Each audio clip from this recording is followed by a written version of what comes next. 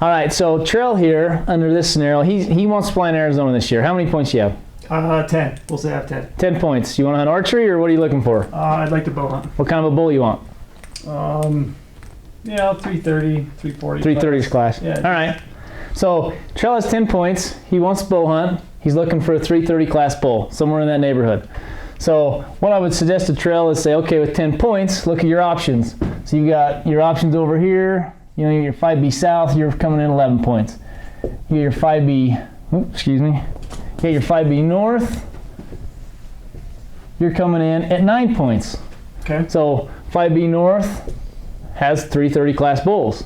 What I would suggest to him is put 5B North on his choice.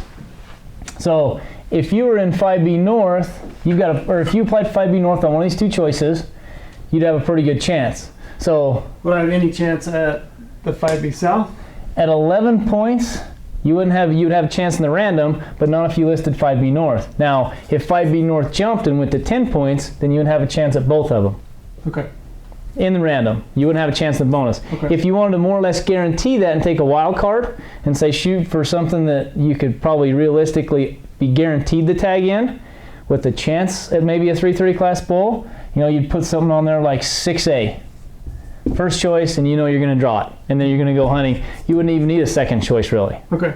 You know. So you're saying I want to pick units, make selections in my choices. Obviously, trophy potential, you want to kind of take that into consideration, but I want to pick choices that are similar in point total. Similar in point total. So it would take at least X amount. Right. And that's going to shift a little depending on who applies for what. Sure. Okay. So if you wanted to do that under this scenario, you know, 5B South might have a little better trophy quality. You could put in 5B South as your first choice and 5B North as your second, because you really don't care, because both units have the quality you're looking for. Okay. So if people kind of dropped off 5B South and not as many people applied, I may pick up a permit. You may pick up that permit in the bonus pass, correct. But I might live with this and be okay with it where there's 330 type sure. on that unit. Sure. And if more people jumped into 5B North, you might be in the random for both. Okay. But at least you're in a unit that's going to satisfy your needs for the type of bull you're looking for. Okay. What if I had more points? What if I had 15? 15 points, you probably have to. Well, are you still same scenario? If you're here's the big thing. If you're still after the same class of bull, then you could put some of those other choices first choice. But now, you know, you might want to step it up a little bit. But if you go into how many points you say? We'll say 15. 15 points. So if you put in for unit 1, 15 points, it took up to that last year. But you're still going to probably want to put a unit, if you've got 15 points, you're still probably going to want to put a unit that's going to satisfy the 330 class need, which in that case, probably 5B South, or you have more options. Now you could go 7 West, you know, you have other options available to you, you know, unit 8, all of these options instead of just these options. It just basically gives you more options. You might draw this tag in the bonus, but if you don't, you still want to make sure you have a choice available on your second that you're going to be able to draw, because with 15 points, 330 class bulls, you know what I mean, you're still going to be available. You still want to go hunting. You don't want to sit home. The problem most guys run into is when they get 15 points, they think, okay, I only want to draw a unit that takes 14 points because I don't want to waste any. Right. Well, it's really not wasting them if you want a 330 class bull. You just want to make sure you have a choice down that has that available for it. Right. If you start chasing that point creep, you might be chasing it for years and years and years. Take home message then.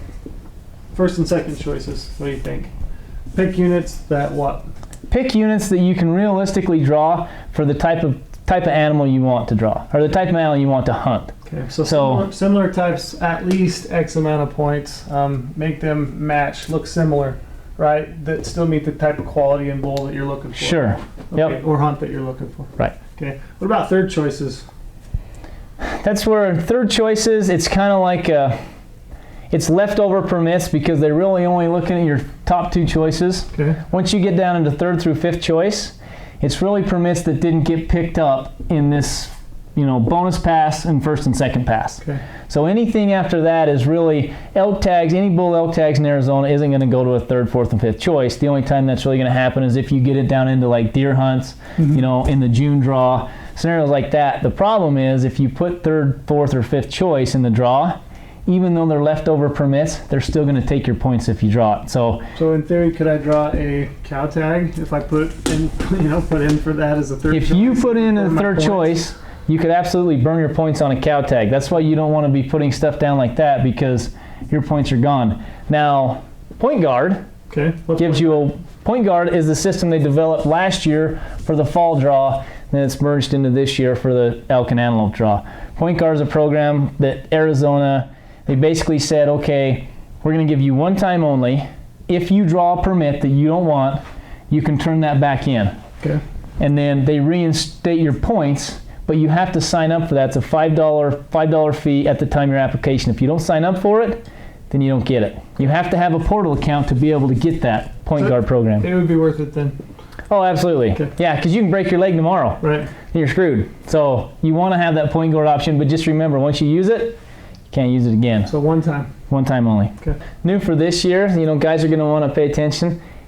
When you apply in years past, if you didn't, if there was a problem with your credit card, Arizona Game and Fish would call you.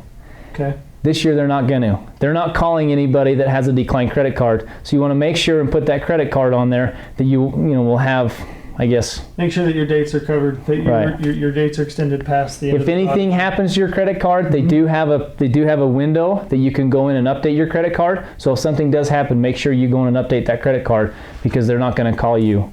Okay. They used to allow 3 temps, now they don't.